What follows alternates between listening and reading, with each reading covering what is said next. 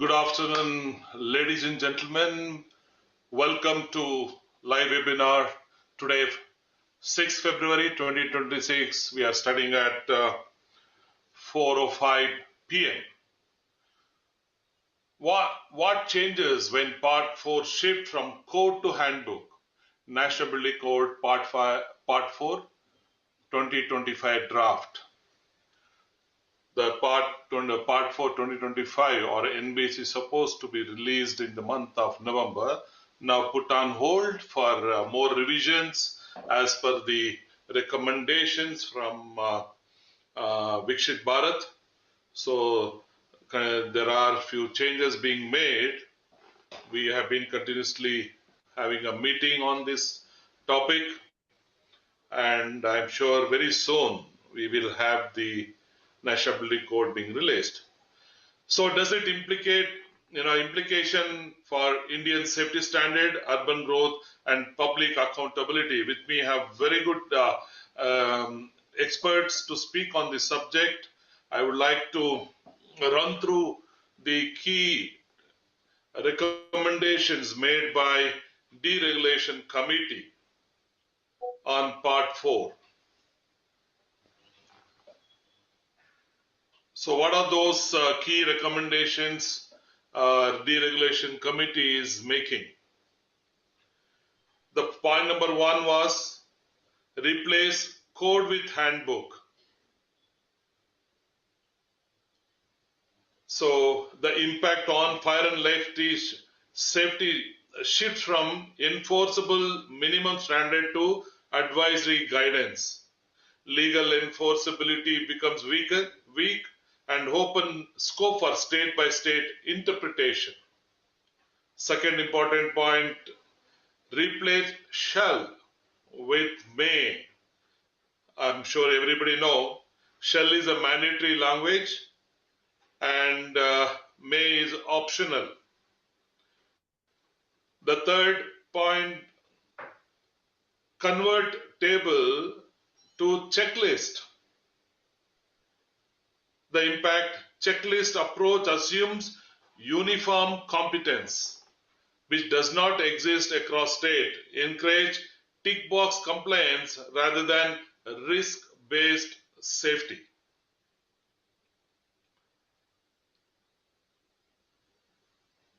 The fourth, and technical discretion to state. So end of national harmonized standard. The impact is NBC stops being a national harmonized standard. Risk of uneven safety level between cities to state and increased political pressure on approving officers. The fifth point, increase the high-rise definition. Today, NBC, which recommends anything above 15 meters as a tall building, they want to increase from 15 to 18 meters. They're saying, please align with international benchmarks.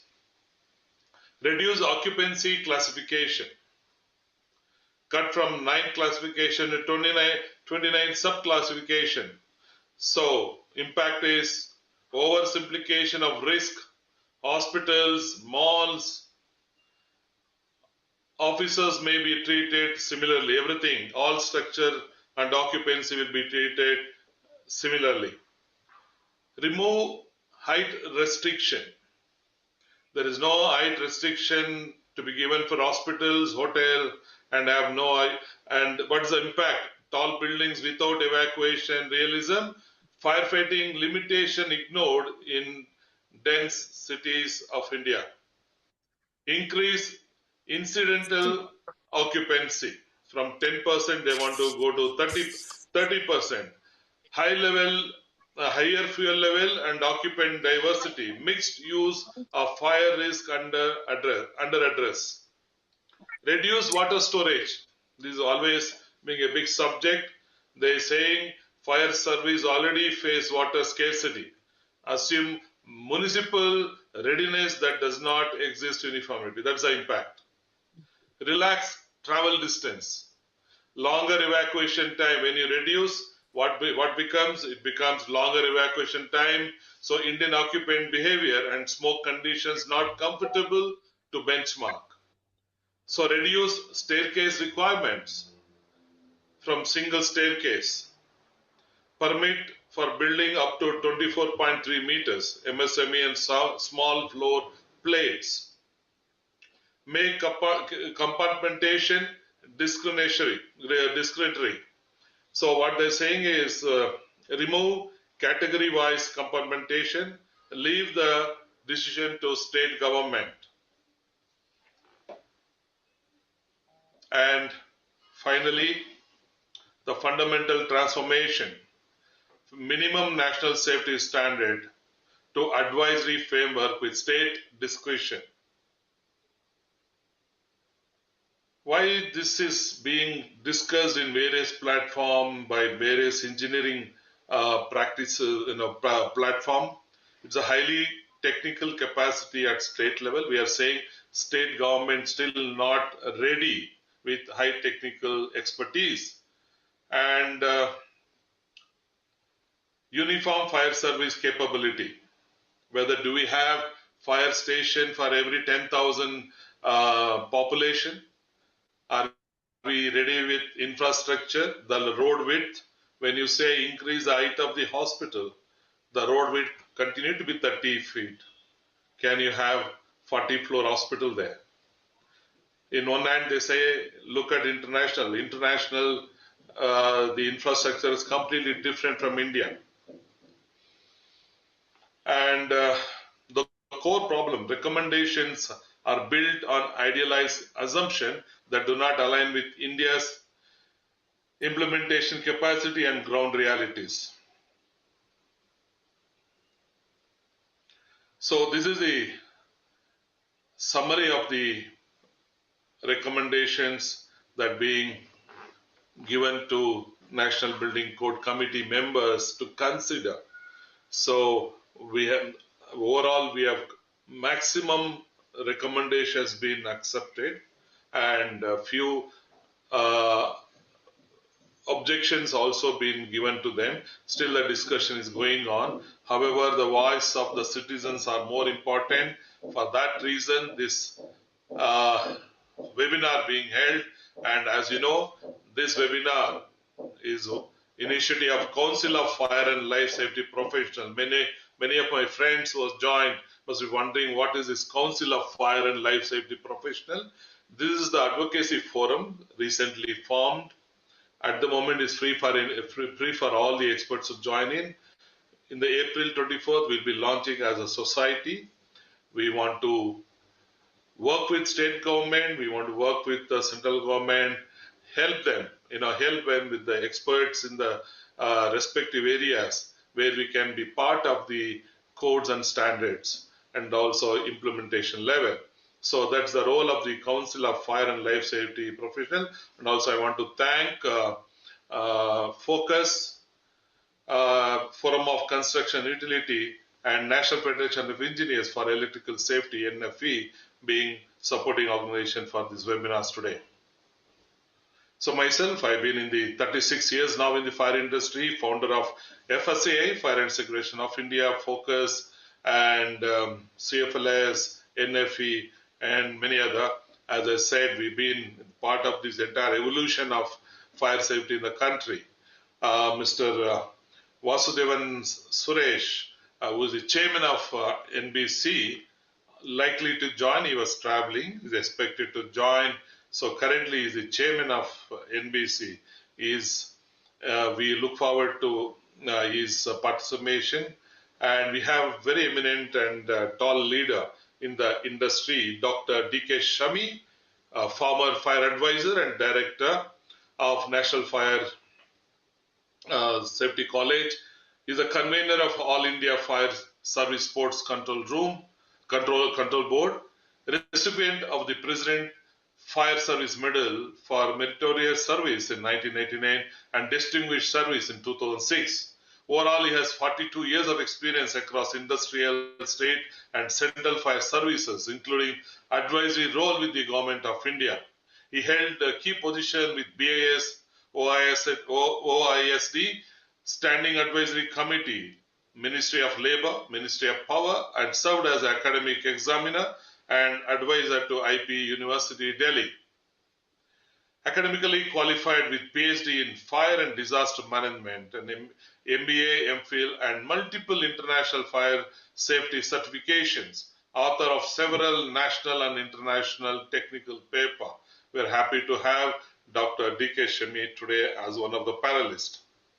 We have Jatin, architect Jatin Shah, who is president of Focus and is the COO of Colliers. So he has overall 22 years of experience across complete project life cycle, having delivered large-scale projects for investors, occupiers, and developers across India.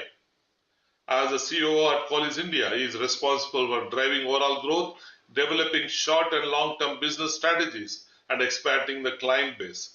He also leads data center practices and environmental and social audits with while supporting the chairman on all technical aspects of the India business and fostering collaboration across various services and services lines.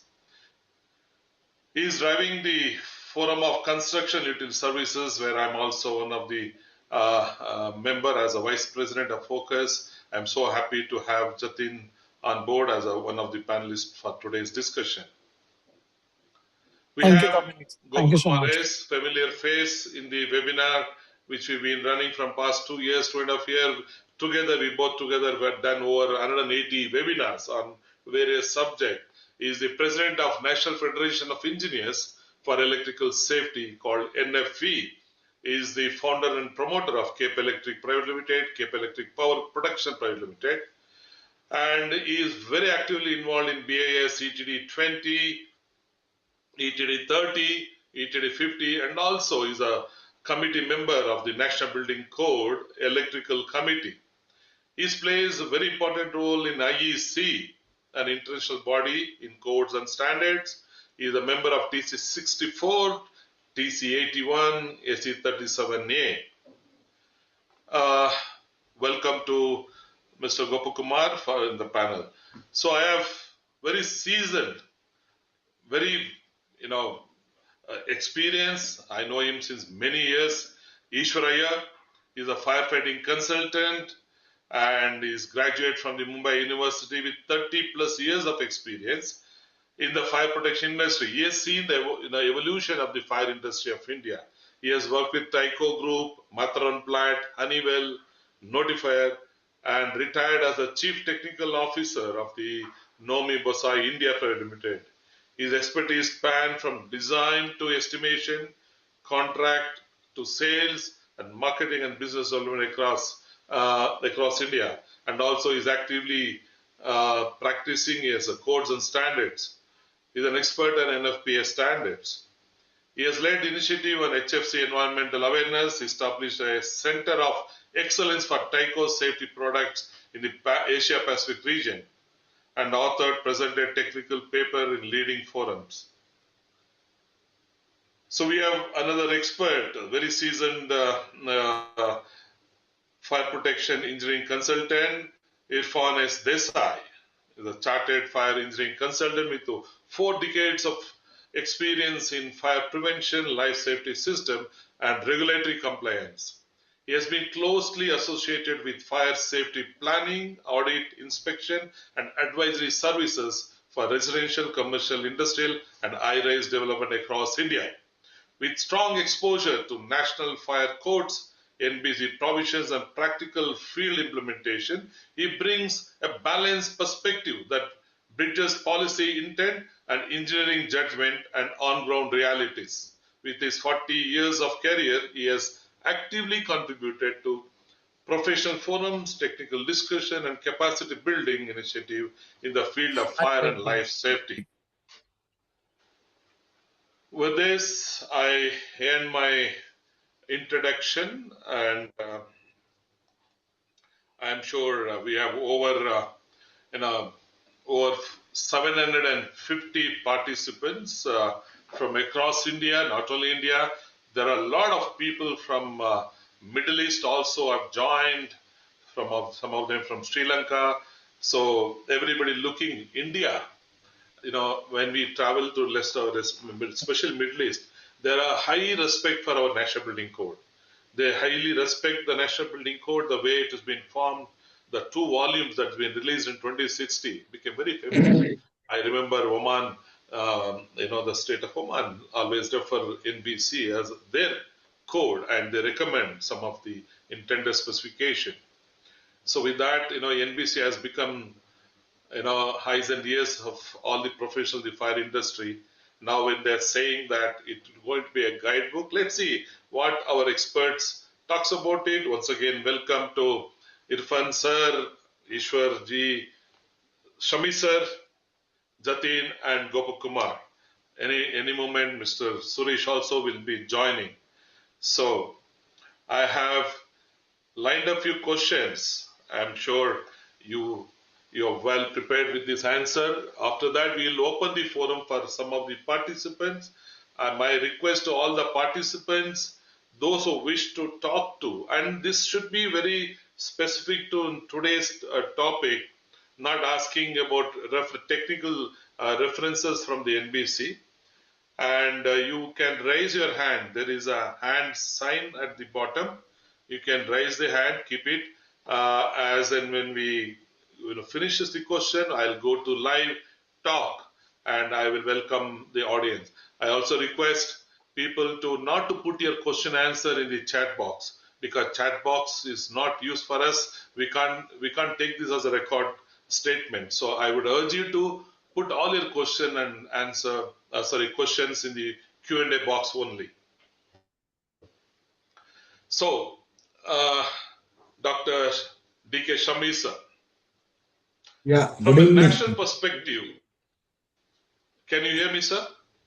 Yeah. Please go ahead. Yeah. Okay. My first question to you, from a national perspective, do you believe moving NBC Part 4 from a code to handbook of good practices will strengthen or weaken the uniform fire safety enforcement across India?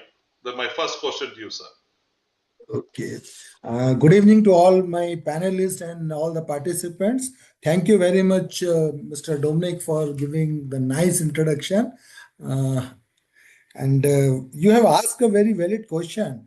But if participants are not aware about the importance of National Building Code of India, how we have implemented in India, and what problems all the fire services across the country have faced, they will not understand that what will all happen. So I will take a little bit more time to just explain the importance of the National Building Code of India first, and then what you said it, then I will reply to that particular scenario, right?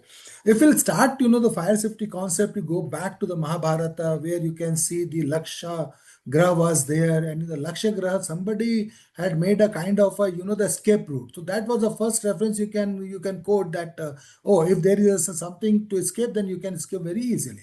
Then you refer to the Kautilya's Arth Shastra. And once you refer to that in that particular book, you will find that in those time as well, the provision for fire safety measures as well as the penal provisions were there in those particular era. So that was the second very important thing. Now, if we'll talk about the pre-war decay, we were all followed all the rules of the Britishers and without having our own. So just I'm giving you the little bit more about after the war period. That is 1950 onward, Government of India had identified that fire safety is a one field which is very well neglected, and there is no uniformity. There is no standard codes. There is no act and central act. There is no state act. So they started thinking of it, and in 1950 they set up an expert committee. The expert committee had recommended that we should have the standard body. We should have some kind of act, rules and regulations. So in the form of that, then we should, the expert body has also recommended that at the apex to guide the Government of India, we should have some kind of expert body. So they constituted Standing Fire Advisory Council in 1955. So from 1950 to 95, 5 years I struggled in the own Government of India Ministry to identify the kind of structures, right? So after identifying 1955, they identified the Standing Fire Advisory Council, and immediately Council had recommended that we should have the standard body within the SFSC. And Irfan is sitting over here. His father was one of the founding members for the standard equipment making committee. So that time we had four major committees, and the experts were there to really formulate the standards.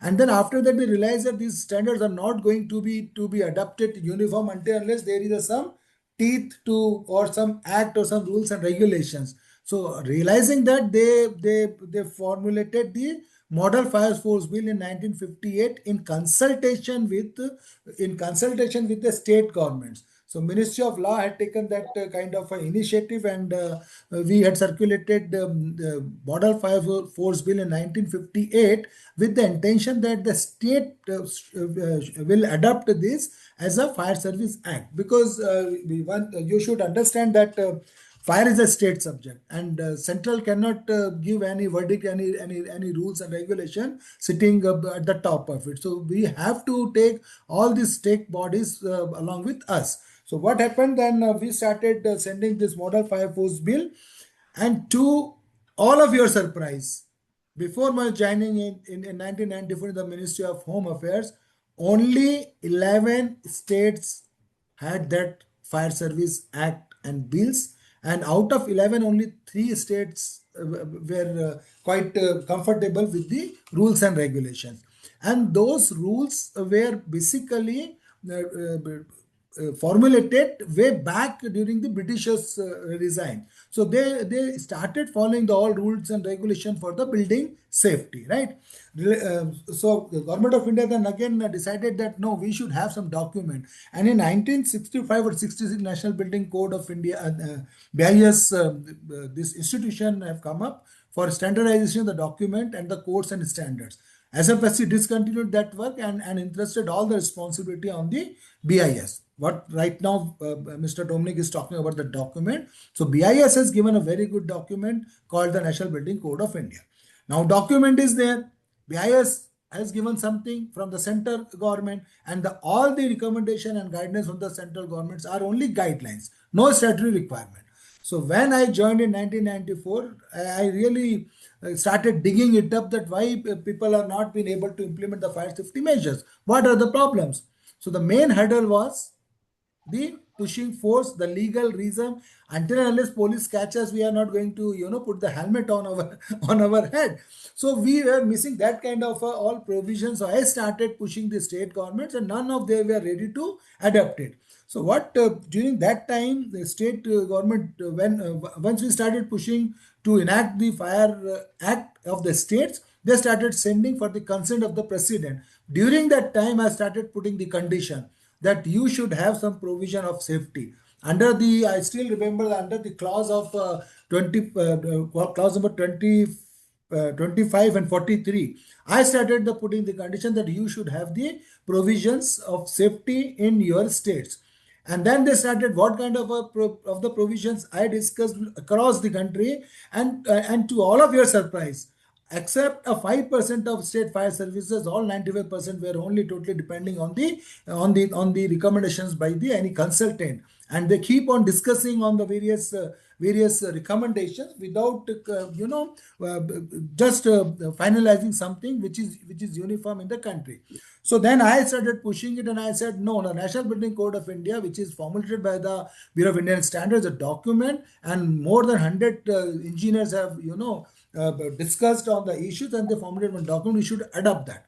So by doing that, I started adopting in 1994, and to all of your information, since 1995 onwards, this state act, 25 states have adopted this act. Out of 25 states, still 15 have the rules and regulations. So Dominic, what exactly the people are thinking about to abolish the National Building Code of India? It will hardly affect the states, because only 15 states have adopted National Building Code of India so far. Though they have made the provision 25 or 29 states, but still they have not adopted National Fire Service in totality.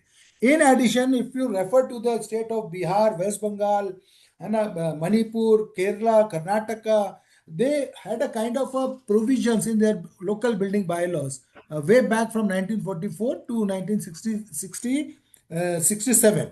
So, all the states have their own rules and regulations. They will keep on implementing, like you are aware of from the Mysore Act. That time they were adopted the fire safety very well in that particular states. But slowly, because of the pressure for uniform adaptability, they accepted the National Building Code of India as a document. So this is the entire story of having this National Building Code of India into the state fire services. Now, Dominic, you ask a very valid question. What will happen if we will not adopt this as a uniform document? Look, Yes, sir. yeah, the thing is, if we'll not adopt this, one day we will see a kind of a recommendation from some of the states where they want to negate all the recommendation of National Building Code of India by replacing the with the plunger pump. One of the expert of the states, heading the very big state, said we don't need any recommendation of National Building Code of India. It is a burden. All the fire officers are burden on us. We don't want it. We simply want to give building a plunger pump, and only one plunger pump during the crisis. The fireman or the owner will go. They pick up the plunger pump and go to the respective floors to fight the fire. And all, I think, Dominic, you were the part of it. You also represented to the government. I'm not taking name in the public forum, but everybody is aware of this kind of a thing. In addition, that what all problem will come without the uniform recommendations. All our technical people will keep on giving us the gap. Sometimes my seniors used to tell, "Arey yaar, ye FLS consultant only give the gap. They don't give the design." So there is a lot of gyan by the different experts. I am also one of it. I am also claiming the expert. All panelists sitting over are the expert, and all these participants are also expert. I mean, you can see a number of comments which they are sending it, and it shows that they all are experts. So all we are experts, and all the technical people start fighting for their supremacy. So by doing that, we are in fact losing the minimum implementable the rules and regulation, and we keep on fighting on it. And this fighting goes sometime to the head of the state, and they after frustrating of this fighting, they said, okay, you remove each and everything, and then you adopt whatever you want to adopt. So this may happen in the near future, right?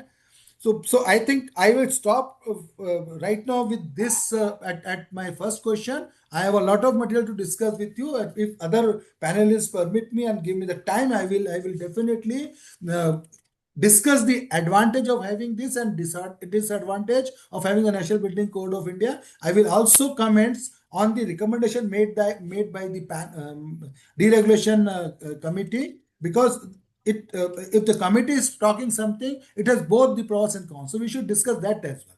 Thank you, Dominic. Over to So you. good, sir. Good. You're saying there are whatever the recommendation given by the deregulation committee, there are pros and cons. And I remember as a former advisor to Government of India, you were regularly calling all the DG fire of all the state to a common place and recommending them to implement the NBC Part 4. And I know the kind of passion that you had to ensure that we have a uniform fire code across India. I'm sure it still continue to be like that, but I'm sure government has a different perspective while they're recommending to dilute NBC technical part of it and make a handbook of good practices. So thank you for your perspective, sir. I'll move on to architect Jatin Shah. Jatin, from an investor and developer standpoint, does ambiguity in fire and safety requirement truly improve ease of doing business, or does it increase the risk and delays? Over to you, Jatin. Thanks, Dominic, and thank you, Shami Saab, for a nice, interface around it. Sorry, I'm at the airport, and so I'm taking the call from here. Dominic, my apologies to you. The flight got horribly delayed, so my apologies.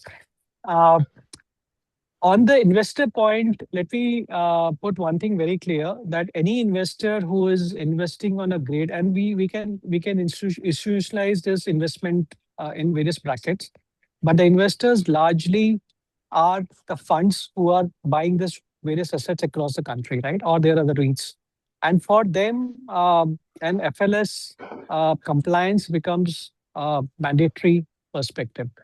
It is not, I would say, a point that chalta hai ya nahi chalta hai. It is mandatory for them, because for them, every life is important, like for all of us in this panel, and for everyone who's attending the webinar, every life is important, and every life saved is our responsibility.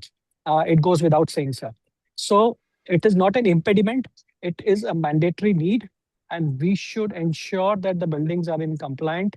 Dominic, just to answer your case in point, even today morning, I was in some meeting where a large investor is investing in one of the asset class, and there, a small point, the fire certificate has been issued, uh, but there are no escape corridors provided at site within the building connecting to the refuge area, which is an NBC requirement, right? But the fire officer has issued the certificate. I'll not name the state, I'll not name the building, I'll not name the investor. But this is a state where we are in today. And during our technical audits, we figured this issue out, and it became a point of discussion. And the investor had to put his foot down and say, I need this. And we were with him. Like, so there are various, uh, going back to the mute question which you asked, Dr. Shami, earlier, and National Building Code is a very well-defined document. It should be, it cannot be remain anymore a guiding document. I would say it should be like an implementable document. Dominic, just to put my points together, but I hope I was able to moderate my point across to the panelists. And thank you. Thank you, Jatin. You are saying from the investor point of view, I am sure they will insist the best fire practices, the way that's been practiced in Middle East and Europe and other countries. I am sure everyone want to be safe. Everybody want to be, what do you call, to be secured from the legal point of it. And the point what you raised about the escape route, yes, when we are saying you don't need two exits in a building, you need only one exit. So I don't know on what capacity we are recommending to have anything less than, what do you call, semi-tall building have only one exit. And most of the countries are tightening the fire codes. If you Fire look norms. at, yeah, I think also, sorry, Dominic, just to want to add one point. Also, just to add to your point, most of the investors know what is FM standards. They know, and they have worked on this FM global standards, because there are their insurances which are being tied up with their investment teams, and those also becomes mandatory. But they have started accepting NBC as one of the criterias to pass on their insurance and the claims. So that's another important point which we should keep in mind. Third important point is that they are also now compliant to ESG standards, and they are globally ESG an accepted practice, and there every life is important, and they are invested on that. So it is not uh, a social responsibility, it is a mandatory responsibility. It is not a compliance issue, it is a mandatory thing which all of us should accept it and ensure it's there in our buildings. yeah, I will rest my case. I think Mr. thank you, Desai thank you. also wanted to say something. Yeah. No, Yeah, I I'll wanted go. to say, No, let's not jump. I will go on. I'll come back to you, Irfanji. I'll just come back to you on that. You can reserve that comment. What I'm saying is, if you look at 2025, India recorded the highest number of fire incidents and highest number of casualties, 2025. And you look at Hong Kong, the entire construction method has changed from that one incident. And many of the countries, when there is a major fire, they look deep into the standard, they improve, where are the gaps there. And it's not that, we have a courts released once in 10 years. There are countries which releases once in 2 years based on the learning, based on the incident. So India has the highest fire incident and fire call was 2025. So with that, I go to Gopu Kumar again. He's been very, very much involved in standards and codes in electrical. Sir, everywhere, wherever there is fire, they immediately say short circuit and causes due to electrical poor installation, poor best practices. This is what we have been addressing throughout the year. but I would like to ask you a point. How critical NBC Part 4 in ensuring electrical fire prevention and compliance across occupancies? Yeah, thank you, Mr. Dominic. Shami ji gave a very good, explanation as well as Mr. Jatin Shah. So I would like to ask your question at the second part. Now I will try to answer it in a different way. You see, when we go to the international meetings, international standards making bodies, when we talk about a new engineering subject, some countries will propose a change in the existing code of practice. Then there is research behind this. That means universities are working behind this work. Multiple universities, sometimes few universities in different countries are working towards changing the engineering practices, and finally the practices are put into the standard, especially the code of practice. There are two types: code of practice as well as the product standard. I am talking about the code of practice. Now that means in most of the nations, standardization is used as a way for research and development. This is point number one. Now, once when a new code of practice is published in a nation, there will be huge amount of skill development activities going on. In the sense, there are some changes in the installation practice. All the practicing engineers should be aware of it. There are some methods implemented. That means somebody, for example, in UK, if there is a new wiring code which is nothing but the IEC 60364 standard, then all the engineers involved, like the consultants, the electricians, they should go for a training. They should get their skills updated, and then after that only they are supposed to work again in the installation once when the standard is updated. So that means behind the standard there are two hidden gigantic works going on. One is the research and development. The next one is skill development. Now coming to India, out of the 500 best universities in the world, in the globe, we have, I think, hardly 10 or even less, I believe. And the quality of research coming out of our universities, anyway, I'm not the person to judge about it, but if you look at the internationally published documents, say for example, if you look into the QS World University Ranking 2026, we have hardly 10 universities out of the first best 500 universities.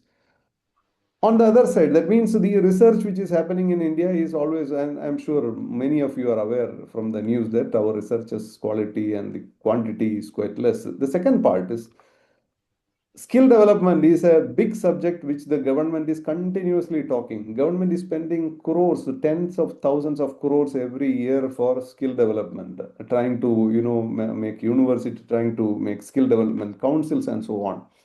So basically, until now, both these subjects, the research as well as the skill development, I would say, this is a kind of a failure in India. Now, connecting this with NBC, at least a few of the engineering people, those who are following the engineering practices, are trying to learn, understand the requirements, the technical requirements of NBC, and trying to follow. At least a little bit skill development, little bit discussions are going on. Now, if this document is made as a non-bindable document, then whatever little bit skill development and research going on, that also will stop. The government is pulling, already pulled, we cannot say that we are, failure. We have never succeeded. If there is succeeding, then only there is a failure. The government never succeeded in this particular case. Now, it will further take the industry backwards instead of going forward. This is the first point which I wanted to make. This is really dangerous. Government will realize it after probably few decades. By the time it will be too late. Number two, regarding the electrical part. Here you see again, like fire safety, electrical safety is also a state subject. Now the state electrical mechanism, the inspectorate or the other mechanism, they are those who are supposed to enforce the electrical safety measures. So far, the statistics says probably 70-80% of the fire accidents are due to electricity. I don't see any chance of reduction in the near future. Probably this will go up, maybe 70 to 80, maybe 80 to 90, because within our documents there are problems. For example, BIS making documents for fire, documents for electrical, documents for plumbing, and within these documents there are conflicts. And I would say we have to take it, if we wanted to take it to the next level, we have to have more consensus, we have to have more discussions, and we have to spend more time in developing these documents. And parallelly, the government should show their strength in enforcing these documents. Otherwise, the situation will be alarming after a few years. So this is what I want to say. Thank you. Yeah, what you're saying is you need to have a uniform code across India. When it becomes state subject, every state differ or every interpret in a different way, and we'll have more challenges. So very well said, Mr. Gopakumar. I'll go to Ishwaraya, who has seen ups and downs of the industry, the technology that being introduced, and I always call you encyclopedia of the fire, the man who knows about the sprinkler so much. So coming to you, Ishwar, NBC Part 4 sets the minimum requirements for the fire protection and life safety in all buildings, aiming to minimize danger from fire, smoke, and panic, which must be followed for regulatory compliance. What happens when minimum requirement becomes optional? The question to you.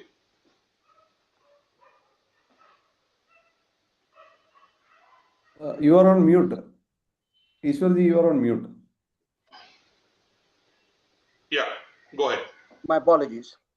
Thank you, Dominic, for having me on this event, and all the panelists and the people who are watching this. I'll try to stick to the net. It might tend to be a bit prosaic, so stop me if I exceed your time limit. So I'd like to answer the question in 5 steps. Why NBC exists and the key contents of NBC Part 4. Because as you said, there are some people from overseas. There may be some who are from India who may not be knowing the actual purpose of NBC. The second part would be communication from the cabinet, secretariat, and government perspective, because a lot of people whom I spoke to, they didn't know what was going on. Where does this all come from? The third is the consequences of treating NBC Part 4 as optional, which is the crux of the whole thing, and the larger reality and the suggested action. So I'll touch the first part. I might tend to go a bit fast, so please excuse me because of the time constraint. No. So essentially, NBC exists because India's construction ecosystem is extremely vast and diverse. You have buildings which differ widely in location, purpose, climate, soil, characteristics, and materials, unlike European countries, which may be some of them as small as Maharashtra. So without a common standard, this diversity often led to unsafe structures, frequent building collapses, large-scale fire incidents, overcrowding and poor planning, lack of accessibility, unregulated materials. So in effect, the NBC serves as a model code of practice for adoption by state authorities, municipal bodies, and regulatory departments. And once incorporated into the state bylaws or local development control regulations, DCR as we call it, its provisions become mandatory and legally enforceable. So that's left to the state. So the authority having jurisdiction enforces both NBC provisions as law and the referenced Indian standards as an integral extension of that law. So it's not merely a compilation of guidelines, it is a cohesive and interlinked framework incorporating references to multiple Indian standards and creating a sort of a tapestry of compliance requirements. Now, zeroing in on to the NBC 4 Part 4, Life and Fire and Life Safety. This deals specifically with fire and life safety and is designed to ensure a minimum acceptable standard, and it addresses fire prevention measures, occupant life safety during evacuation and fire protection and firefighting systems. It contains stringent provisions covering fire-resistant construction, which is on the prevention side, means of egress, emergency preparedness, detection and alarm systems, sprinklers, firefighting access, and emergency response infrastructure, and incorporates references to multiple Indian standards. In fact, the Annexure 4 references the Indian standards. So the guidelines are given in the NBC. At times, they do even go even beyond that, sometimes even beyond what the standard says. but by and large, you need to follow the standards that are referenced in Annex 4 for actually designing the system. Now, let's come to the communication from the Cabinet Secretariat, which was also an enigma for me, because when you were sending messages on the CLFS, I was wondering where is this all coming from? Where is this directive coming from? So I thought, let me share it with the viewers here. The recent communication from the Cabinet Secretariat rightly presents certain facts, yet its overall tone appears to undermine the importance and credibility of the National Building Code.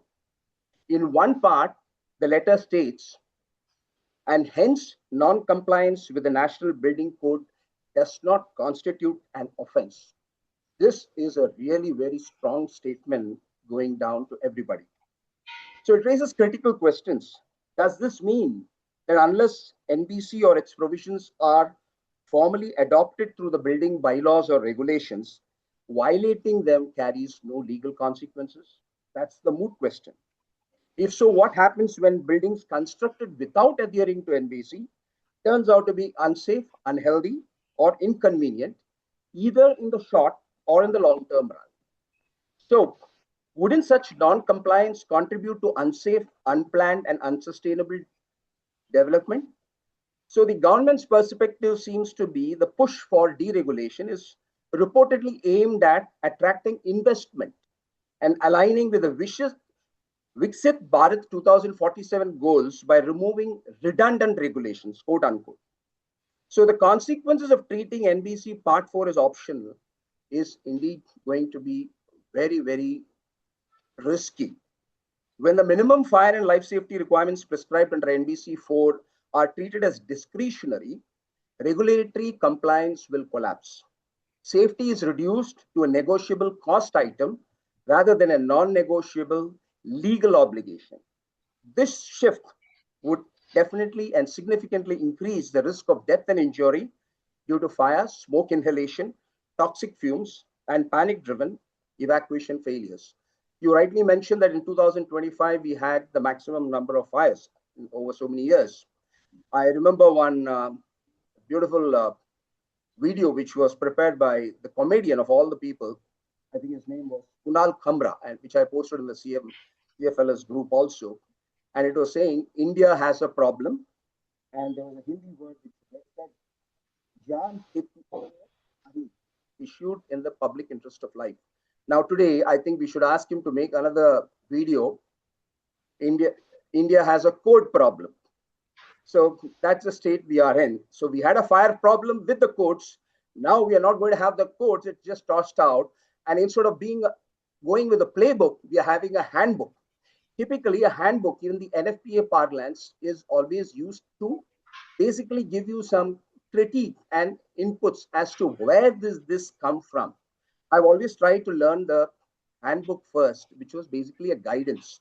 Because without knowing that, you'll be just mugging up some clauses, and then you won't be able to clearly explain to your client why and where it has come from. What was the research that was done? What was the problem with the historic conditions? Like if you take the MGM fire, which eventually resulted in having fire hydrants and PRV, and even the definitions of PRV. There were so many definitions that came about on pressure regulating devices. So where it comes from, understanding the why becomes very important. So from that standpoint, a handbook makes a lot of sense. But the handbook in the parlance of the government or the cabinet secretariat or the babujis, it seems to be something that you want to use just to evade probably the actual code.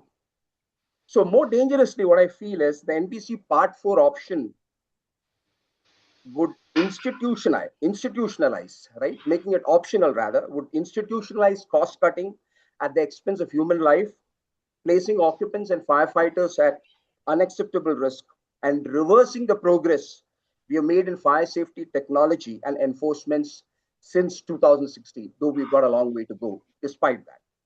So let us examine the key consequences of the NBC Part 4, which would be useful for people who are watching this.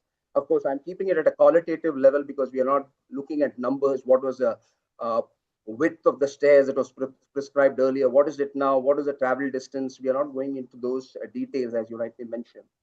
It's not a design forum. So it's essentially to create awareness and the sensitization of what this could mean, making it optional. So one is the increased fire risk and casualties, reduced fire protection, higher mortality, panic and evacuation failure, because of the issues related to the exit design and other things that you've mentioned in your presentation, either the context that you wanted to add. Then the lack of suppression systems, because without mandatory sprinklers and extinguishing provisions, small fires can escalate rapidly into uncontrollable disasters. Today, the flashover occurs at much smaller times than earlier. Earlier, 3 minutes used to be the benchmark. And all the time for the fire brigade, and the fire tender to arrive, the guy to go to the scene of the fire was computed based on that. But now, by the time somebody comes from Baikula to, let's say, any other point in Mumbai, not even close by for that matter, the congestion is so bad that by the time he has his gear and he comes to the floor where he has to fight the fire would have probably gone beyond the flashover stage. And that's all very evident from the movies that you've seen in Towering Inferno or the Backdraft and what have you. So the second other thing is compromised structural integrity during fire. You also mentioned about compartmentation in your initial presentation. So lack of mandatory fire stopping in concealed spaces, false ceilings, shafts, ducts, and service penetrations. It will all allow fires to spread rapidly, both vertically and horizontally. Then we have issues of the fire command center. I don't know, I'm not very sure whether that's also going to get removed, because that was introduced just a year or a couple of years ago.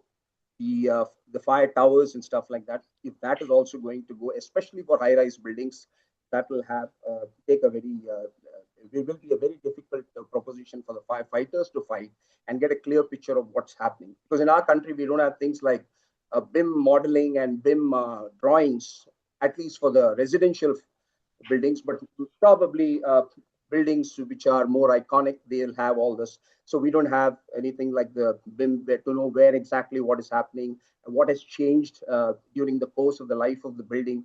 So we need to depend upon the graphics that are there in the IBMS, that assuming that they work, and that is available in the fire command center. The regulatory breakdown of the legal chaos that is going to be horrible. And I would like to definitely share one interesting episode where I was involved along with Dr. Shami.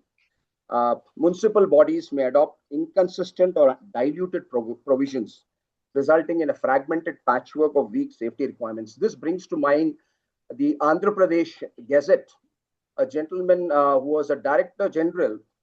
I don't know, it was, you may hilarious, you may laugh it off, or you may say, do we have such people with zero competence also heading the fire institutions or the authorities having jurisdiction, so to say?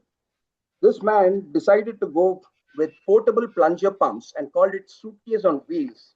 And he said, I don't want anything, no hydrants, no sprinklers, because they don't work.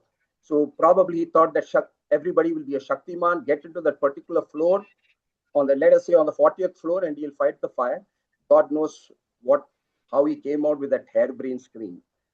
Fortunately, this caused confusion among stakeholders regarding compliance with the NBC norms. In fact, through the FSAI, we made a petition to the BIS. I prepared it, and then almost a 13-page document that went to Dr. Shami, and then he forwarded it to them. So right from firefighting tactics to how fire grows, what is heat release rate, what is flashover, all these things had to be mentioned. And thankfully, there was a committee that was formed. And I had to also face that committee and explain to them. They were all IAS guys. And because of this one man's act, this committee traveled the whole of India to find out whether this is right or wrong. Right? They had their jaunt, lovely. So eventually, the notifications was basically found not to be compatible with the AP Fire Services Act and the NBC code, and then eventually this gazette was annulled. So this, you can get an idea with the NBC code, if this has happened in 2021-22, what can you expect if the codes themselves are removed?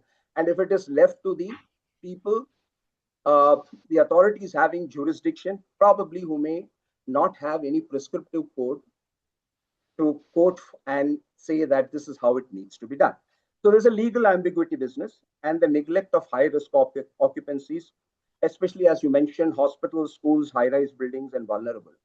And especially if you don't have sprinklers and you don't have proper coordination across the various stakeholders, it's going to be a problem, because especially places like hospitals and ships, you always need to ensure that it is defend in place, because patients are non-ambulatory, the challenges are much more.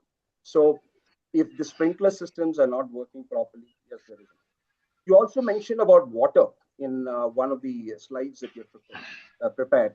Yes, it is a point well taken. Water is going to be a scarcity. Wars are going to be fought over water. Australia, even the water that they use for sprinkler recycling, as sprinkler testing, is recycled. They have a water famine, but they have addressed it. But here, now, what is happening in our country is we rank 120th in the quality out of 122 nations in water, and we are the fifth most polluted out of the 50 countries. And when Gopinath Swaminathan, I think what's her name? I think it's Gopi Swaminathan. She pointed it out. She's the head of, she's a very senior person in WTO. When she said, look, you're talking about investment, first fix up this problem of water, hawa pani. She was trolled badly, right? NBC also addresses hawa pani. So we don't seem to address the right things. We seem to be even diluting the standards and making things only worse. So she was absolutely right. How can you expect investment to happen? And as Mr. Jatin also mentioned in his presentation, look, if you don't have proper safety measures and you don't have the proper security, then definitely investors will not be interested in coming. Look at the challenges which a DLF face, and they do it because customers are all multinationals. It's Google and Cisco and all the big guns. So they virtually monitor regularly. So we all need sometimes a danda, otherwise we don't do it. Even now with the danda, we are not doing it. So if you remove the danda itself, I don't know what's going to happen. So the larger reality, yeah, I list, you raised a red flag. Very interesting that you say instead of moving forward, we are going backward. I don't know, ease of doing business by compromising fire safety. What kind of investment that you're going to attract? And there's a lot of debate. A lot of debate going on. Is our bureaucrats are sensitive to human life and the cost of human life? How are you comparing a cost of human life? By compromising convenience and comfort and luxury. So there are a lot of issues that need to be addressed, and you addressed many of the points. You raise a red flag. This will not be an investor friendly if you start, diluting the standards and codes. So I have a few more questions coming to you, Ishwa. You'll be here with us, and I will go to another expert whose father also was in the same field. He's the son of very well-known figure. Engineer Irfan S. Desai, who's patiently listening to all of them. I'm sure he has many more to talk. So I would like to ask you one simple question. Do you see a risk of uneven interpretation of fire safety norms across the state if NBC Part 4 is diluted? Hope you got my question, sir. Yes, I have. Can you hear me properly, everybody? Yes, sir. Go ahead, sir. Good evening, everyone, and thank you for joining us today. It's a pleasure to be part of this important discussion as a panelist. Your question actually has been answered by all the 4 expert panels before. And yes, my answer is yes, obviously. I see risk in diluting Part 4 because, foremost, it's a national harmonized technical reference code which is used by state departments architects, consultants, urban development authorities, and courts during disputes. As a matter of fact, me, myself, in my capacity as a chartered fire consultant, I use these codes for my safety designs and audits. The main issue that if it is diluted, the national reference point gets blurred. This is a very important problem. The national reference points get blurred, and this is a dangerous situation. Why? Because the states will start interpreting minimum safety differently. Each state will start interpreting these safely, minimum this safely without any technical prescription. There will be no technical prescription and they will start interpreting as per their requirement. The local pressure will override the engineering logic. The local pressure will increase. The engineering logic will subside. Third, courts will lose strong technical benchmarks. And finally, developers will follow weak states, not the safest. This is an advantage for the developers also. And therefore, ease of doing business should simplify process and not reduce protection level. That is my answer. Thank you, sir. In a very simplified way, because there is nothing much to say in this. Yes, it is. If you're diluting the codes, these are the problems which you are going to face.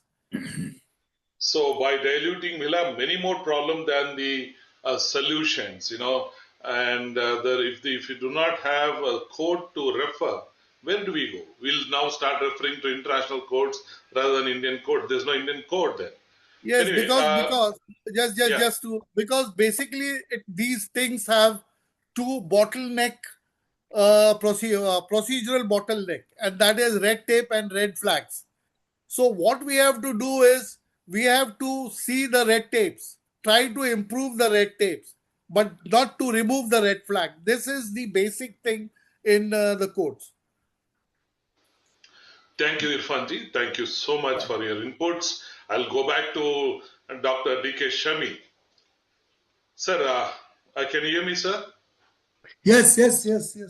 Sir, you have interacted with all the state fire services during your term as a fire advisor. You traveled extensively to all the state. So, how prepared our state fire services and urban local bodies to independently interpret and enforce life safety norms without a strong prescriptive national framework? Pathetic, one word answer. They are not prepared at all. They are not prepared at all. The local fire services are not equipped. No. Technologically, they are not. They don't lack of expertise. So I'll now give me 5 minutes and just stop me the moment I'll complete my 5 minutes because I have a lot of material to discuss. In a first question, I told you about from Mahabharata to 2022, where I advocated about the National Building Code of India. After that, after realizing a few points about the National Building Code of India, why I'm partially, agreeing to the recommendation made by the Deregulation Committee, I will just explain you in a short. One, do you think our National Building Code of India document is a perfect document? My answer is no. Why it is no? If suppose I want to achieve the occupation load factor compared to the national NFPA standards. NFPA standard talks about the occupational load based on the net area, whereas my NBC talks about the gross area. You can understand. I don't have a time to tell you why it is something a blunder mistake we did it. And since last 10 years, all people, the all enforcement agencies from the fire brigade, without knowing the topic, they started pushing me. No, you should give me all the factorization based on the occupational load factors based on the National Building Code of India, whether it's the right or wrong. Number one. Number two, it's a lift and lift lobby as well as lift well pressurization along with the staircase for the fire tower and non-fire tower area as well. None of the designer in India, I can give a challenge on this platform. None of the designer is capable of giving me meeting the requirement of National Building Code of India, like 50 Pascal in the lift well, 50 Pascals for the staircase lobby, staircase and well, and 30 Pascals in the lobbies. This is the first condition when all the doors are closed. I am going for the second condition, which is more dangerous. While I am opening the doors, none of the National Building Code of India standards talks about how many doors is permitted to be open. And the moment you open up the doors, you lose all the static, the Pascal's pressure inside of the particular place. You know what is happening right now? Neither my designers are ready to give me the international design because NBC is a statutory requirement as per the enforcement authority. And if I'll go with the 30 Pascal, 50 Pascal, I don't have a further document. What right now you're talking about whether we should follow the NFPA international national standards somewhere, definitely we have to follow. This is a second case. Third case. Since last 10 years, all we were keep on following the virtual compartmentation of 3,000 square meter for our basements, right? It is not at all effective. It is not effective for the entire building. I only need 2 lakhs liter of water, but the moment I'll go ahead with the compartmentation with my water curtain, I need another 6 lakhs liter of water. It is unnecessary over designing in the pump room by the pump, and it is unnecessary, the other maintenance cost. And another short thing, I just tell you about that. Suppose if I want to adopt NBC in totality, and if there is some problems, I need another 10 years to change it. I would like to advocate further to have a standard and codes, but this code and standard should be dynamic. The periodicity should be 3 years or 5 years like NFPA. We should, if my expert sitting over here, Irfan is one of the expert, if he is realized that no, there is something wrong in the sentence, and if he want after discussion, if he wants to correct it, somebody should listen to him. The entire body, entire committee, entire government should not negate his version as well. If they want, they can have a people like Ishwar, people like Irfan, people like Dr. Mishra, Deiri, anything if they want they can, but they should now decide based on the scientific calculations. I've started doing CFD, FDS analysis and DFS, and one more surprise to you guys. If we'll go ahead by that, the safety and FDS analysis, none of my building is meeting the tenability condition in basement. I asked one of the expert writer in the National Building Code of India, whether do we have to meet the tenability condition in the basement? He said, what tenability? What for tenability? We don't at all required to meet the tenability condition. I said, then it's fine here. If the code writer is telling like this, sure, you will vouch for me. If they are telling like that, then why we are telling that the 12 ACPs are required? 12 ACPs are not meeting, my dear, we are not meeting the kind of a tenability condition. And in one of the meeting, I asked one of my HVAC expert, suppose if you are replacing my air, so what kind of air you are replacing? Whether it is based on the gasoline fire, whether it is based on my EV fires. He said, no, simply we are, calculating based on the fresh incoming air and exhaust. That's it. That's all changes. In a 5 minutes, the complete 3,000 square meter of area, which is a very virtual, which is a virtual. And they are calculating it. I have then put all this into my deep research, and then then from everywhere I got the answer that with 5 LPM of 5 LPM of density of a sprinkler with 12 air changes, it is not possible to meet the tenability condition. At least I should now increase the sprinkler density from 5 to 12.2, and the air changes maybe from 12 to 18, or maybe based on the engineer calculation. You know what happened, Dominic? We were keep on following the EN for making my pressurization work.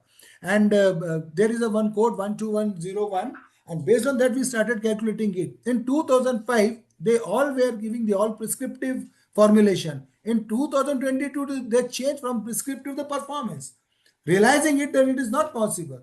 We are keep on sticking on the things. Now the third, another very problem we are facing. Yeah, you can stop me if you don't want to listen me. But another issue, another issue. The issue is I am keep on upgrading my standards, and I am keep on maintaining in my next code that this should be implemented in accordance with the kind of a code standards, IS codes and standards. These are the one of the same thing of a one coin. But what happened? I am getting these documents after 10, 20, 30 years, and all my designers are losing the hope. So these are the few problems. That doesn't mean that I should completely get rid of National Building Code of India. No, document is required. Otherwise, last thing I will give you the kind of information which you would like to listen. Somebody has mentioned that fire officer had issued a kind of NOC without having the escape plan or escape route or the staircases. My dear Dominic, if this fire officer started evaluating the building the way Irfan and Ishwar is doing it, 99.99% building will not get NOC. We people are lucky that our fire officer not. I mean, sorry to say, if somebody is attending, don't offend on my statement. If they started evaluating everything after doing the CFD, FDS, engineering calculation, they will not give NOC to any one of the building. With this, I am just stopping here because I know somebody else. So my question was whether our state fire service are equipped to make their own standards and codes, referring to No. guide and the recommendations. No, sir, I said it. They are not ready. It will be disaster, and it will disaster happen like what Ishwar said about the one state DG. It will going to happen everywhere. I said because of this authority, Dominic Sab, I started implementing the wrong thing as well. Because somebody told me to implement National Building Code of India in totality. I am implementing it. Or by doing that, somewhere, instead of saving lives and property, I am unnecessarily putting them into the risk. So this, if you'll remove this, Ivan, if you'll remove this, but only one thing is very good. The moment I will implement it, it will give me the confidence that my building is safe and sound. These are the dynamic nature. If we keep on changing it, if we accept the recommendations made by the all expert like Irfan and Ishwar and Gopakumar and your forum, this will definitely give us a very dynamic document which is required. States are not capable. Few states have started doing it. They have still following the regulations of 1944 West Bengal, 1945 Bihar. They have not been able to adopt the latest building code. Thank you, Dominic. Can I have one word, sir? Sir, 1 minute. I want to Please. ask you, why can't we have Tariff Advisory Committee back, TAC back? Any reason? TS is discontinued. Somebody was talking about the insurance part of it. I feel it was a very tough thing. Yes. It was really good. I don't know why it has been discontinued. They have discontinued because the TAC was only for the industries, not for the buildings. Then what happened after that? Government of India had started, the standardization through the Bureau of Indian Standard for the buildings. They started thinking that BIS will definitely take over the Tariff Advisory Committee standards. So maybe the wrong thinking, maybe the wrong. Yes, we will have the open discussion. It could have been an advantage for designing the fire hydrants and sprinkler system, because it was basically for pumps and motors. It would have been very, very helpful for in NBC. It should have. Accepted, sir. Accepted. We will have this open discussion along with because Jatin left because he was in the airport. I think he's boarding the flight. Similarly, our Ishwarji want to leave early, so we have a few more questions to ask. So let's focus on the few questions that I have, and then we can we'll leave the open forum to the audience to ask questions. So I'll go to Jatin is not there. I wanted to ask him whether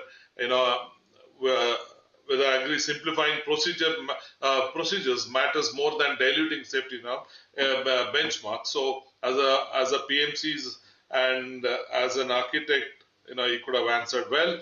But anyway, nevertheless, he's just boarded the flight and got a message. I'll go to Gopakumar again. Sir, if Part 4 becomes only recommendatory, do you foresee electrical safety audit and enforcement by becoming weaker? Uh, it is never not happening to weaken.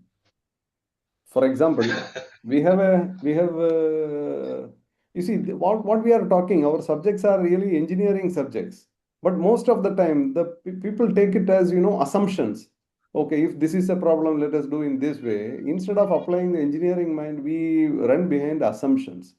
Unfortunately, electrical safety audit is a subject which is carried out based on assumptions without any engineering backup. For example, most of the audit report, if you see, the audit reports, mostly it contains 2 3 tests. Example, earth electrode test. Unfortunately, this test has got no significance at all. The standard IS 732 has written your building doesn't need earth electrode. So the standard has written you don't need an earth electrode, but whereas we are trying to measure the resistance and trying to keep it low. And so basically this that kind of an audit is Contradiction. meaningless. It is absolutely not going to help anybody. On the other side, example, the first electrical safety audit, it started in 1897 in the British standard, which is the IR test, insulation resistance test. Even today, the regulation and the standards, it is very much mandatory that IR test in an installation has to be carried out once in 5 years. Unfortunately, in an electrical installation, at the beginning, this test is not carried out. In a running installation, you forget about carrying out an IR test, because most often an electrical installation, once when you start, you can never stop it. You cannot isolate. Example, in a hospital, can you switch off the circuit to make a test? Impossible. So as a result, the electrical safety audits are namesake. Example, the other electrical safety audit which is carried out is the thermography. Thermography is not even recognized in the electrical standards, in the National Electrical Code, or the basic document IEC 60364 for the low voltage electrical installation. Thermography is not recognized as a measure. So it can be carried out. For example, there are about 19 inspection points and 10 tests which are included in NEC and other documents.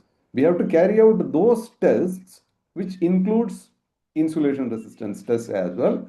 And additionally, probably the earth electrode resistance test, thermography, all these can be carried out. So my simple answer is, for the time being, the electrical safety audits which is happening is only namesake. They are really not going to help to improve the system. If you really wanted to do it, you should look into the part 1, section 17 of National Electrical Code and carry it out.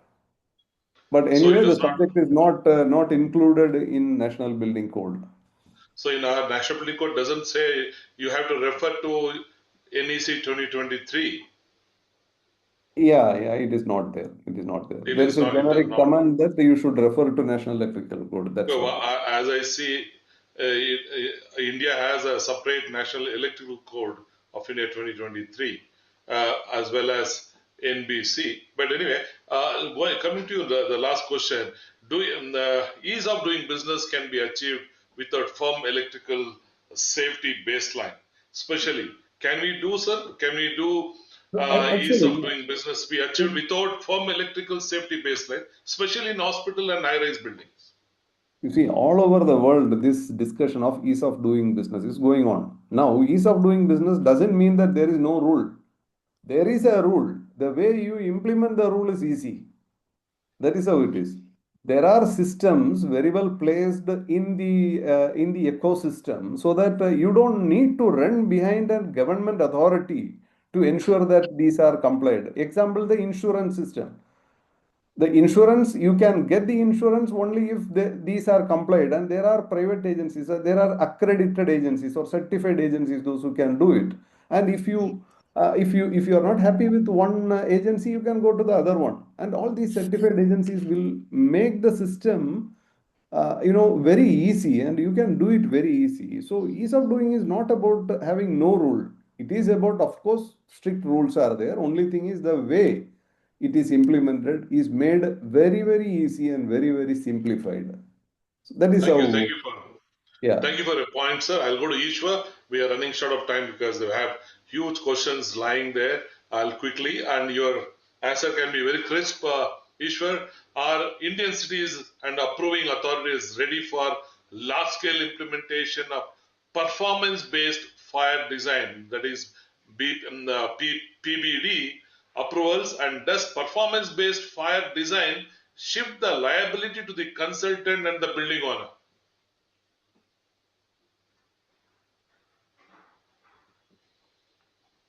You are on mute. Over to you, Ishwar. Apologies. The simple answer is no, because we have a problem even with prescriptive codes interpretation. So PBD is a mile long, unless people both at the architect level, the FPE, the fire protection engineer, as well as the AHJs are trained in modeling, trained in fire science, dynamics, fire dynamic science, uh, and also egress tools using various softwares, or for that matter, even the fire growth like PyroSim and FPE and all that.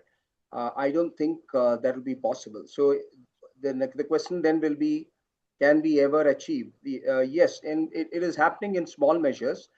You can, but then you need training, and then it could be, ideally it is better done by a third party, and that third party will have to be engaged by the architect, because the normal lead engineers will not be in a position to provide that kind of expertise, right? So that is one. And then coming to the second part of your question about that was about liability, right? Given the fact that the liability will always be on the owner and the architect or the designer, the FP, because he's the one who is going to make the assumptions. Unlike in the case of prescriptive, where you follow a clear checklist and then you say yes, tick in the box, then you have, you know that these are areas, this is the boundary within these they call that as bounds. Okay, if this is how the construction is, if this is the obstruction, if this is all within this limits, then I can apply this code. So you can do that when you have the boundary conditions which are fairly firm. However, if something changes because of extraneous factors, could be a heritage site, could be a historic structure, or it could be high temperature, or it could be high ventilation, or it could be very tall buildings or atriums. So if you want to do the modeling, and then you have to define all the preliminary conditions. So that responsibility lies with the FPE, if there is one already engaged by the architect.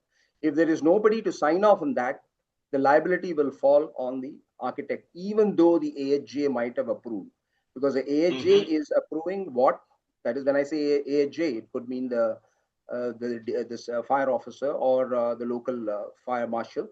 So even though they may sign it, the ultimate responsibility lies with the owner. The other problem is when it comes to the liability, if it is a multi-tenanted occupancy, or if the occupancy changes, those will have impact on the assumptions that was made initially. So all these things are a diverse range of factors, and the solution then will be, yes, it's a beautiful solution, performance based, can result in cost reductions. So how do we go about it? There's IIT Gandhinagar is there. Maybe it might be a good idea for them to tie up with SFPE or CFA Europe or Worcester Polytechnic, and then have some few people trained, so that there is a talent pool available which can be hired by the architect, and that gives more credence, because that person has been trained. And I don't know about Nagpur Fire Services College, whether they'll be able to do that, because that's more for firefighters. But when it comes to this kind of institutes, IIT will have, it's an institution of national importance. Probably they can take the lead or take the initiative to do that. So my crisp answer is liability won't be taken by the AHA. It has to be the owner or the architect or the fire protection engineer, if at all one is engaged. And with regard to the capability, it doesn't exist at this point on a large scale. There may be pockets of excellence, but not definitely at a large scale. So the point is you agree that architect and the building owner shall be responsible for the safety of the lives and assets protection. They are responsible. That's the international practice, and I think and it seems logical. I don't think in any way that will be sort of overruled in this part of the world. Thank you, Ishwar. I will move on to Irfanji. Can ease of doing business coexist with fire safety without compromising evacuation and compartmentation? Yes, it can. It can. If the fire safety norms are strict, then the codes like NFPA and NBC streamline approvals without strict protection. Then online approvals, pre-approved fire safety designs, third-party approval, third-party audits, reduce delays without weakening the standards. If these are all adhered to, then yes, we can. It is possible to do business, easy business, coexist with fire safety without compromising evacuation and compartmentation. Very valid and well said, Irfanji. I'll go to last question to Shamiji sir. Sir, should ease of doing business should focus more on improving institutional capacity and approval efficiency. Do you agree, sir? Yes, I fully agree with you. They should also focus on the institutional mechanism which is presently required to strengthen and streamline across the country. Well said, sir. We have very, how much I would say 25 questions. I'm sure Ishwar will stay back because these are some of the technical questions are put here. Would like you to address that, and I'm sure Irfanji also can. I will go with Dominic, I think I have gone through a few questions. I can answer straightforward instead of wasting time on it. Somebody was talking about the EV policy and the fast chargers. Look, my dear friends, the fast chargers, if you want to install in the basements or somewhere in the building, then you should obtain the national NOC from the fire brigade. This is the wording of the Ministry of Power. So nobody is following that. Nobody is obtaining the NOCs, and the fire brigades are also confused because they don't have a kind of prescriptive recommendations by the National Building Code of India. So they are totally looking for the recommendations, and if they give a kind of a tight recommendation, it will violate the provisions or it will violate the policies of the government of India, because more than 30% of EV vehicles will have, and then definitely they will park in the basement as well. So we have to think that what we can do, LCPB, NFPA, and ENs, they all increase their water density of a sprinkler from 5 LPM, 5 or 6.9 or 8.1 to 12.2. So we have to adopt quickly that philosophy, and we should allow one. This is one. Number two, we should not allow with the fast charger. We should only allow with the trickle chargers, whatever is coming along with the cars. Those chargers are a little bit safe. Number three, we have to then strengthen, instead of only totally relying on the sprinkler system, we should then adopt a kind of either the gas analyzer or the flame analyzer, something like that, so that quickly we can adapt it. Next to it, for saving it, we should at least go for the specialized equipment like the base injection firefighting system for the EVs and the EV blankets. We cannot use EV blankets for completely stop the EV fires, but we can just prevent the adjoining fires to avoid the cascading effect. This is all about the EV fires, what somebody want to listen to it. Second, somebody was asking whether we can replace this water mist with aerosol kind of a thing, Yes, we can. We should adopt the latest technology. We should be little bit open to the technology. We cannot restrict based on all our prescriptive. Performance based, Ishwarji, you are telling that we are not ready, but my answer is we should be 50% we should be ready by it, because if I give the prescription for the pressurization of the system, we cannot achieve it. So by performance only we can accept it, though we don't have a capabilities in India in the fire brigade as well by the consultant also. So a lot more time is required. National Fire Service College should take a lead to train the fire officers in the practical aspect of it, so that slowly performance will come. I was the bad evil of this advocacy that we should have the practical this performance design, but slowly I started getting into it, that at least 50% of system should be based on the performance base, 50% maybe the prescriptive one. Thank you. I mean, all the gist of what I There's one gathered more from question coming from Yeah. one of the audience. Why Gujarat has removed NOC for industry specific? Any I don't reason? want to, Dominic, I worked 28 years in the government of India. I sometimes use a very diplomatic approach of mine. Somebody, if you think of who is the behind all this, what we people are facing right now, so that a few states are there. Because I told you that out of out of 29 states, only 15 have the National Building Code of India. So they are not they are accepting, they are ready. Like Delhi Fire Service, Mumbai, they all want to adopt it. They are into it. Why other builder lobbies are forcing it? If they have a problem with the codes and standard, they should talk to the Sureshji is a very the knowledgeable person. People are available over there. We cannot compromise without code and standard. We cannot run our country. So I don't want to take the name of anyone, but those who are behind this, I said partially I agree to that. The 50% we should give a liberty to the new techniques, new technologies, new upcoming systems. 50% we should adhere to our prescriptive nature. Thank you, Dominic. Don't ask much question on this. Sir Irfanji, I will, for closing remark, before I do my closing remarks, over to you, Irfanji, what the message to India from your experience, and you have seen what is happening and all. What is your message, Irfanji? See, my message is to be open-headed, try to accept everything, like Mr. Shami has said, that we should consider all factors, try to find out, don't be persuasive or try to block your head into this. Try to go into depth into it. Secondly, our research facilities in firefighting is very bad. We have to improve on research. We don't have research institutions. There is no research institution, at least National Safety College.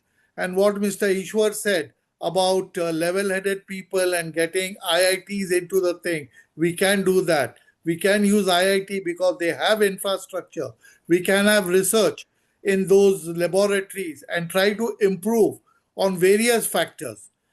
So my only thing is, if we have to ease our business, we have to remove these but we cannot remove the red flags. Fire protection is necessary and it is always be there.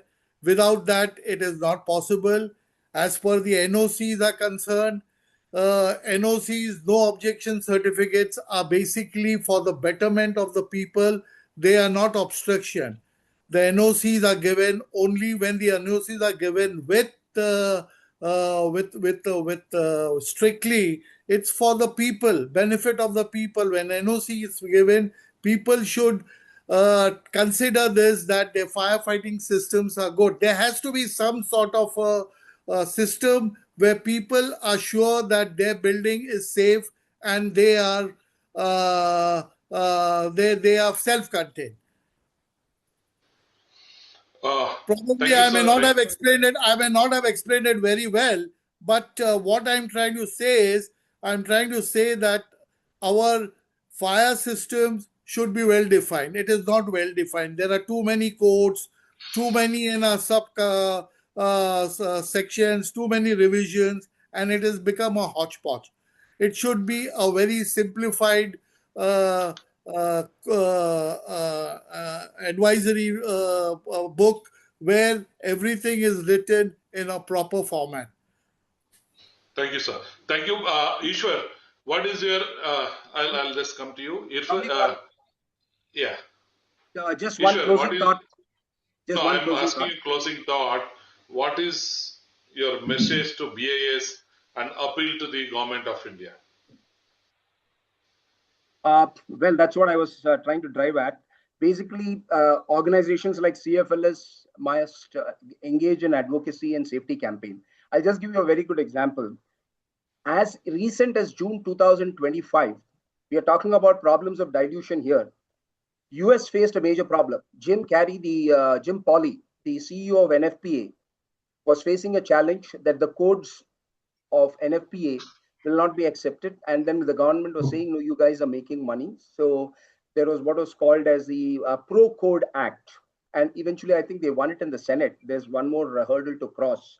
So the way they tried to tackle it was they, they the first time in the 125-year history of NFPA, they took one of the biggest initiative, and it was a response basically to efforts of special interest groups and some state legislatures who wanted to weaken or freeze the codes.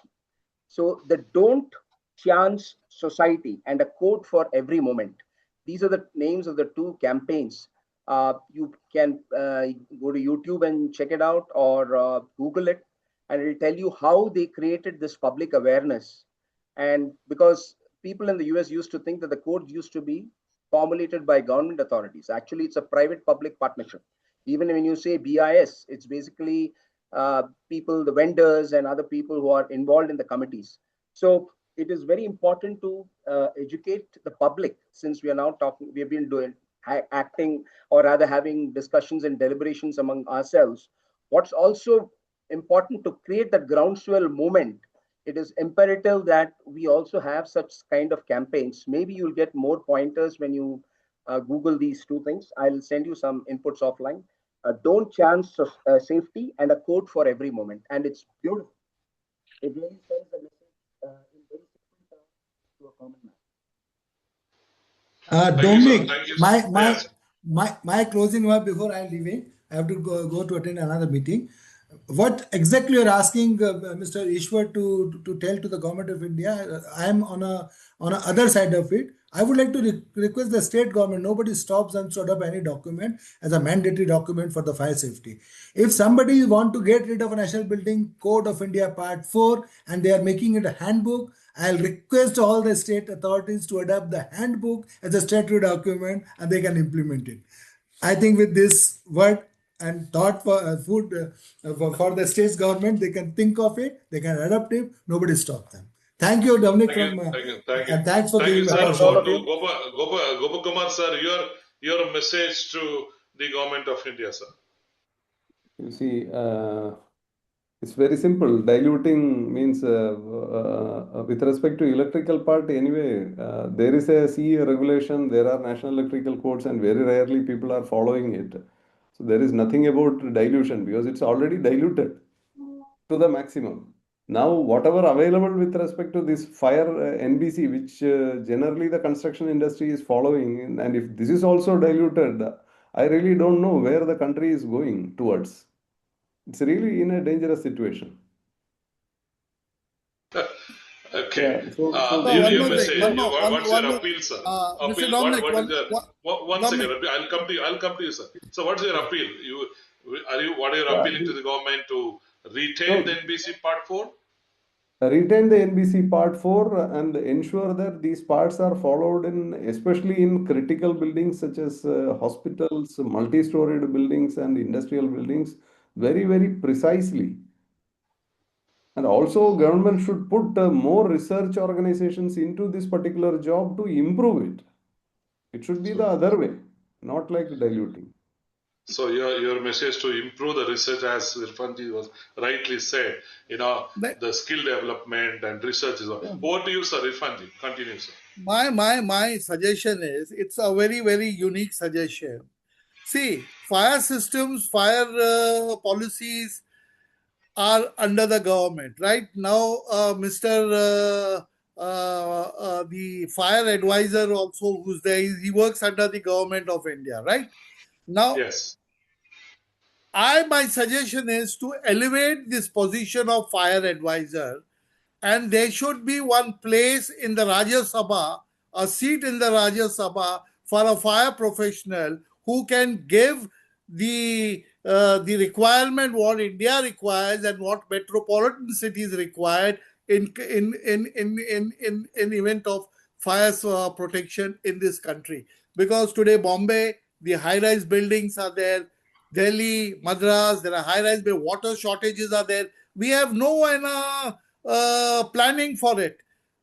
So there has to be probably, I don't know whether my suggestion is valid or not valid, but I feel very valid, sir. Very, very valid. we have to have a position, a seat in the Rajya Sabha where already seats are there for artists, for doctors, for builders. So why not for fire engineers? Why don't we Very have well a said. seat there? Very well said. West Bengal has a fire minister, minister for fire. Yes. So why not a Rajya Sabha member from our industry? I Yeah, think why not? that's the best of this today's webinar. A strong recommendation. Why not a Rajya Sabha seat for Yeah. the fire And professional? through your platform, you can say that, and we have prominent people here who can actually Yes. advise, who have got say till the top level. They can do that, and if we have one representative in the Rajya Sabha, I think things will become all. It will come into place. All our NBC, IF, NFPA problems will be sorted out. Thank you. Thank you. Thank you for your input, sir. As I said, fire is a very sensitive subject. We have to change our educational system. We need to change our school, the children that think about safety, Change our because thought. the moment you start, addressing the children, everything should start changing. So I Yes. always believe strongly that our education system has to change. Our bureaucratic approach towards safety need to change, and safety should become a heart. I would say it's a fundamental right. Safety is a fundamental right of every citizen, and everyone should think like heart of safe living. We have got to learn the heart of safe living. So this webinar is just a beginning on the fire side. It's a continued professional engagement that we are doing. We will keep coming back with this similar dialogue with experts. So Council of Fire and Life Safety Professionals is a new body for us to work with the government and ensure the views of the industry is given to the government and the regulatory bodies. We need support. I request everyone to join CFLS, because this is our advocacy body, and I'm sure we are purely technical body, and we are remain committed to contributing knowledge-based, field-driven input, support responsible reforms. So that note, I thank you all the panelists for participating. Once again, let us move forward with shared commitment and ensure India's growth is safe, resilient, and accountable. Thank you very much. You have a safe weekend. Looking forward to see you again. Thank you so much. Thank God you. bless you all. Thanks to all. Thanks to all. Thank you. Thank you. Thank you. Thank you.